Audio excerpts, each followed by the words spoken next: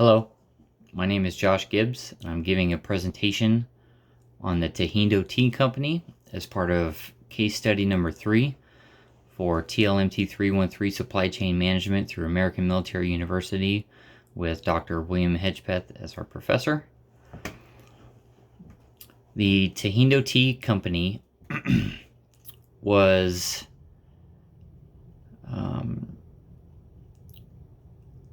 the main subject of this week's case study and some of the supply chain management challenges experienced by this company with a few of their products.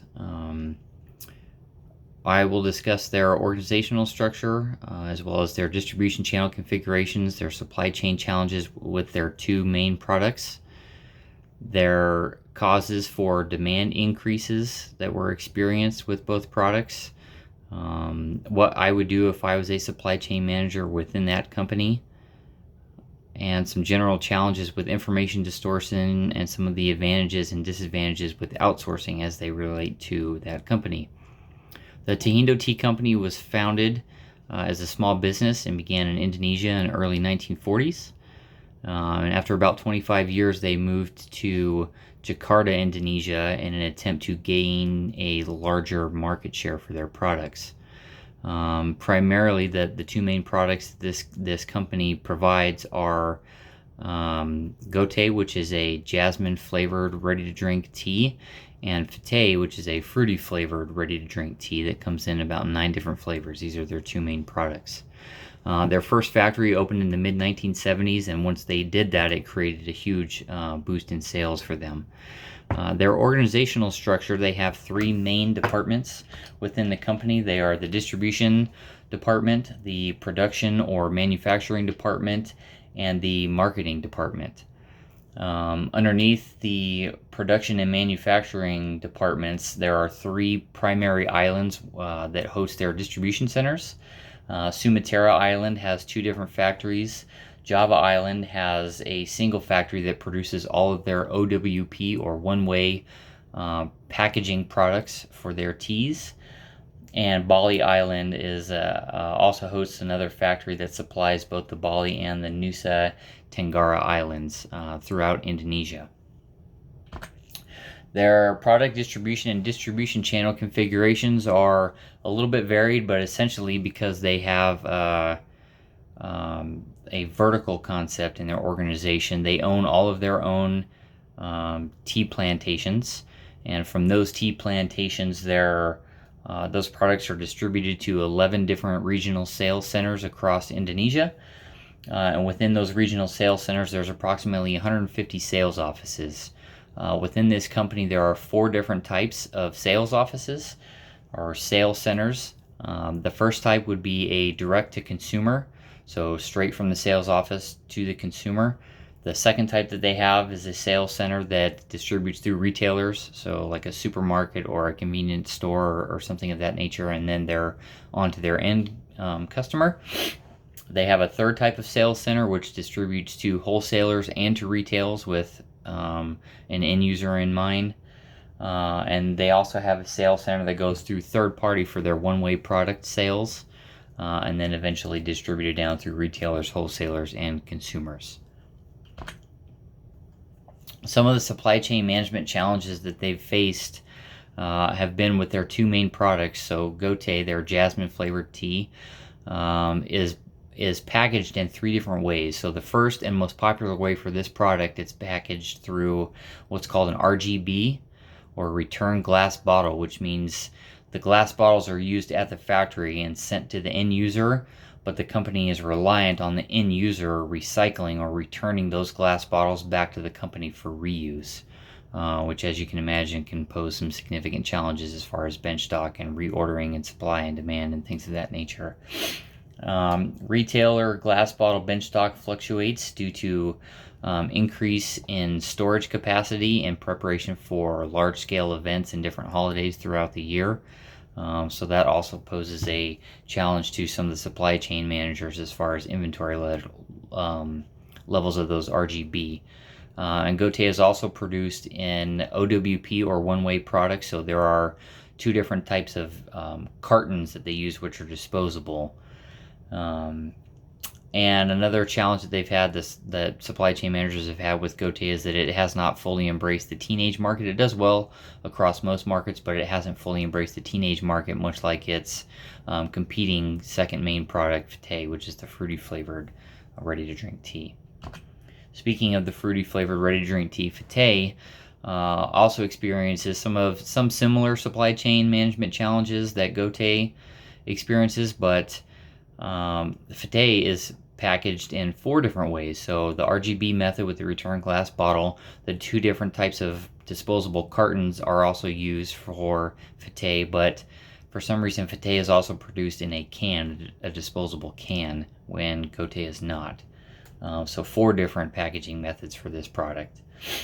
Fete excels very well with the teenage market, or so the marketing managers claim, which is why the bulk of their distribution is targeted at modern retailers, which captures the audience of the teenagers that they're looking for.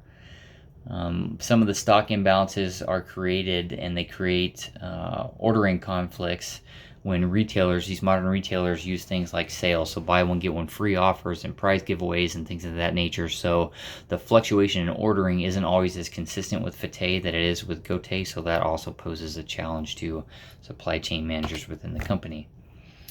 Some of the various causes for demand increases that the company experiences with both of these products. Tehindo is one of the only soft drink manufacturing companies in Indonesia that will actually announce a price increase 2 weeks prior to the price actually increasing, which is favored by retailers, of course, because it gives them the advantage of, if a price is going to increase, they can increase their ordering without having to pay the higher price in the next 2 weeks. But it can also create big demand ebb and flows within the company, because they give these retailers a 2-week notice. It can cause all of a sudden rush orders from a lot of retailers out there looking to increase their bench stock without having to pay a higher price for it, essentially. Some of the large-scale events that they experience throughout the year, like New Year's and other religious holidays and festivals, also fluctuate the demand. So usually within the weeks leading up to a major event or a holiday like this, most retailers try and increase their stock, which puts a big demand on the company to be able to produce the amount of tea that's being ordered in preparation for these events. And promotional activities, like I mentioned earlier, with different prize offerings, the buy one get one, and the giveaways or whatever, that can also cause some demand increase, some demand spikes from the company, because the retailers are looking to either replenish or offload current stock. One of the questions throughout the case study, or during the case study, was asked to put yourself in a supply chain manager position within the company after seeing how the first meeting went, where there were 3 or 4 different opinions on what was going on in the company and what could be impacting the sales. They're not reaching their milestones that they are, and a few different people offered opinions as to why that was. So taking the whole concept and looking at some of the raw data that was extracted, I put myself in a supply chain manager position and looked at a few different options on what I would do differently. So one of the options that was proposed is, because Fete is produced in 9 different flavors, one of the managers offered a solution of reducing the amount of flavors that Fete is produced, and maybe the company could then focus on some other efforts instead of being spread a little thin across the Fete market.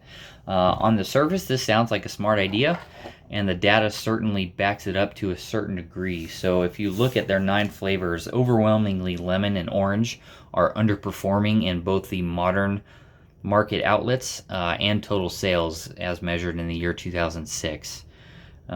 So from a raw data standpoint and making a data-driven decision, it would make sense if they would drop 2 out of the 7 underperforming flavors and devote more resources to those higher demand flavors that could save the company some time and money. Another solution that I brought up is eliminating the RGB method for Fete.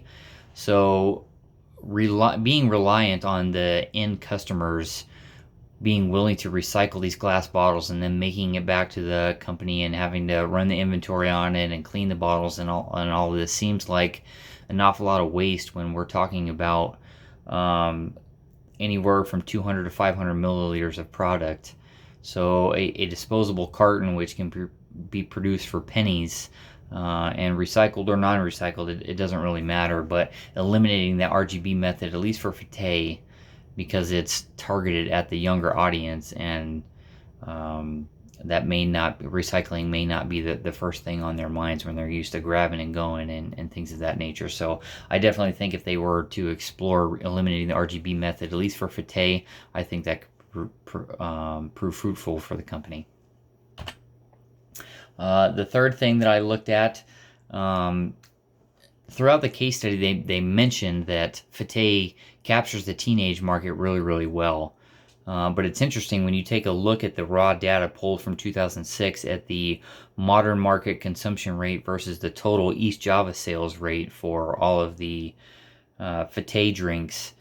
The data doesn't support that they get their primary sales from the modern markets. In fact, some of these drink flavors, less than a quarter of their total sales are achieved through modern markets. So I'm not entirely confident that the one manager's comments that the teenage market is where it's at and that's where we need to expand and increase.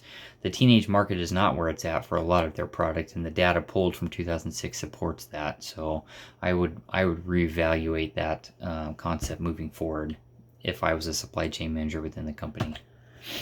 Another thing that was mentioned throughout the case study or became apparent was the bullwhip effect. And the bullwhip effect essentially is the higher you are up in a company, the more opportunity there is for information distortion, or for you to hear somewhat of a sanitized version of the story and not really get the whole picture. If you're only meeting with your senior leaders within the company, you're only going to get their perspective, and you may be missing that ground level perspective and the ground level, really what's happening within the company, which may actually end up providing your real true answers instead of a sanitized or a hidden agenda version from an upper level manager. So it's something to definitely be mindful of. Vertical integration. So this company's structure is designed with vertical integration, which provides both pros and cons. One of the main pros is they own all their processes from cradle to grave. It's everything starts and ends with the company, which means it should be a little bit easier to control, but you also end up spreading yourself a little thin when you do that, and you don't get the advantages that outsourcing can provide. Speaking of outsourcing, it's an option for this company, and outsourcing would offer multiple options and advantages for this company. If they were to turn the RGB method could be turned over to an outsourcing company, or some of the other product packaging, or maybe the harvesting of the leaves. I mean, there's a lot of things within the company, it seems, at least on the surface, that could be outsourced and help the company out greatly. So there are both advantages and disadvantages with outsourcing. This concludes my presentation. Thank you for your time.